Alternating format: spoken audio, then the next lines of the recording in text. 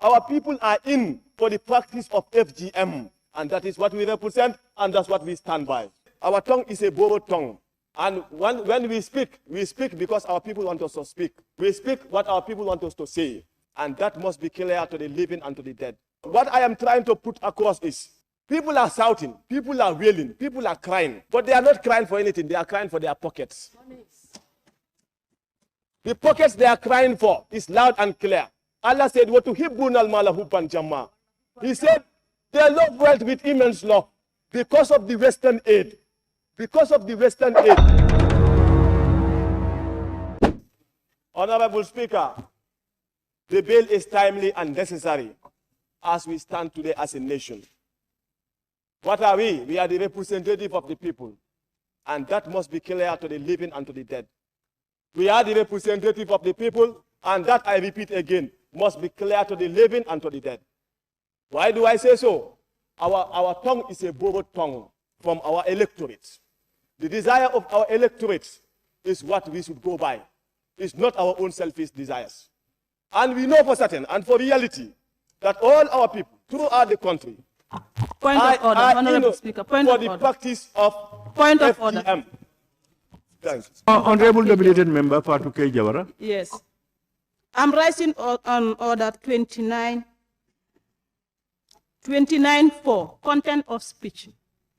Yes, Honorable Member.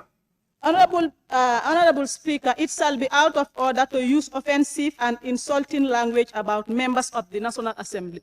The Honorable Member for Pony Bintang is saying that people should not go for their own selfish interests, which I think he needs to withdraw. We need to be honorable in our deliberation.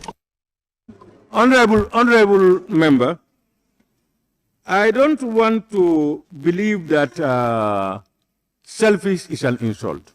You cannot call somebody who is expressing an opinion, you want to say that he is selfish.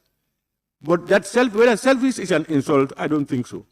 Honorable Speaker, it's not parliamentary. He should not be using that language. Yeah, but the section you quoted is not parliamentary, it's an insult. Then he is using improper motive. Yes. 29.5. You have to note these two sections. Don't use abusive language, and don't impute motives that into people's speak that they don't intend saying. Please, you can continue. Thank you, Honorable Speaker. And what I want to say is clear, and I will say it no matter the circumstance and no matter the challenge. And that also should be clear to the living and to the dead. Honorable Speaker, as I said, we are to represent the interests of our people. And in representing the interests of our people, no matter the challenge, we will take it head on.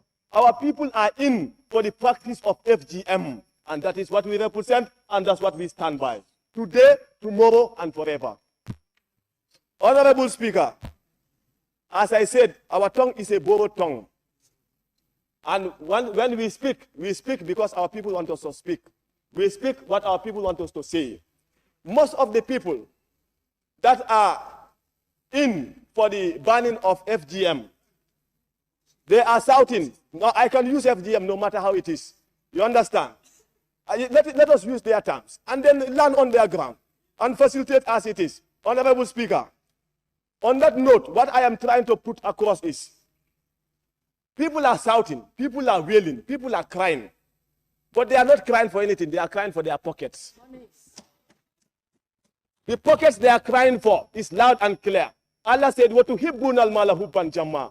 He said, they love wealth with immense love because of the Western aid. Because of the Western aid. Some of the people are saying that. Point of order on the floor, Mr. Speaker. Point of order. Banjul South, may I hear the point of order? Point of order 29.5. No member shall impute improper motive. Honorable Member, standing. 29.5. 29.5. No member shall impute improper motives to any other member. And the honorable member is accusing members of bribery. And that is wrong. He said we are shouting because we are working for our pocket. He did not call any member here. Once talking. Honorable Speaker, we want to practice our culture, our tradition, and our values. Most of the people are crying because they say we will not have the Western aid. So if you are supporting the bill because of the aid, let me inform you that this aid can no longer help us.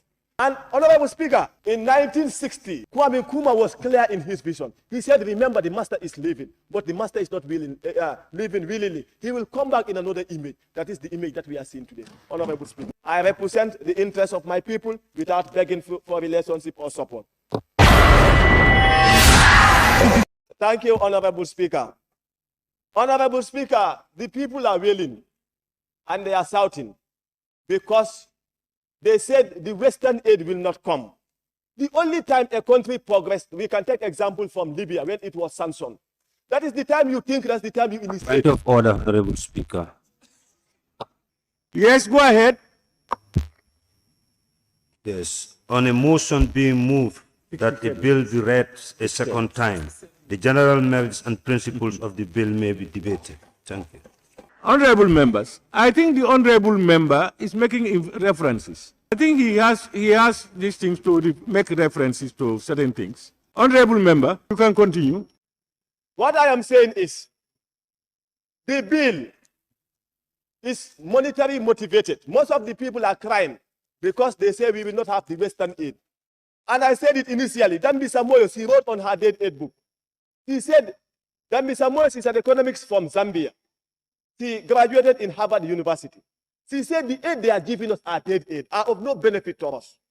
So if you are supporting the bill because of the aid, let me inform you that this aid can no longer help us. And we as a nation, in collaboration and in unity, in our tradition, in our custom, in our values, and in our belief, that is what we can practice and gain what we want as a nation. So for this bill, it is part and parcel of us. It is who we are. One of the British parliamentarians wrote some time back in the 80s. He said, I have met people in Africa, people of high value, people of moral, people of dignity. Such wealth that I have seen in Africa that I have not seen anywhere. But for us to deprive their wealth from them, we can impose our culture, our values, and our principles. So much so that they will not value themselves. Once they look up to us as the standard bearers of democracy, as the standard bearers of human rights, then and only then we can get their minds and control them intellectually. That is where we are today. And Honorable Speaker, in 1960, Kwame Nkrumah was clear in his vision. He said, remember, the master is leaving, but the master is not leaving willingly. He will come back in another image. That is the image that we are seeing today. Honorable Speaker. Honorable Speaker, we want to practice our culture, our tradition, and our values. Honorable Speaker, we are not seeking for the approval of the EU, European Union. No, Honorable Speaker. We are not seeking for the approval of any other organization or superpower or monetary gain or whatever. When we make our laws, Honorable Speaker, we are not looking at who is engineering those laws or who is pushing us or who wants those agendas. Honorable Speaker, we make our laws that fit our tradition, our custom, and our values. And also, remember, Allah subhanahu wa ta'ala clearly stated this. He said, وَأَسْرَ الْحَيَاةَ الدُّنْيَا فَإِنَّ الْجَحِيمَ هِيَ الْمَأْوَى. Whoever prefers the life of this world by following the evil desire, then Jahannama will be your abide. Those are clear verses of the Holy Quran.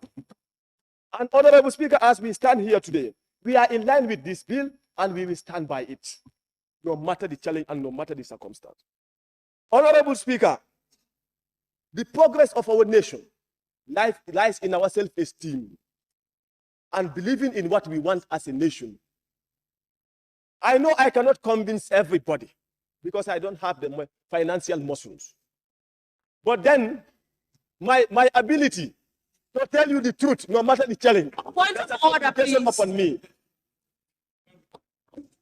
Yes, Honorable Member for Banjul South, may I hear your point of order? Point of order again, Mr. Speaker, content of the speech.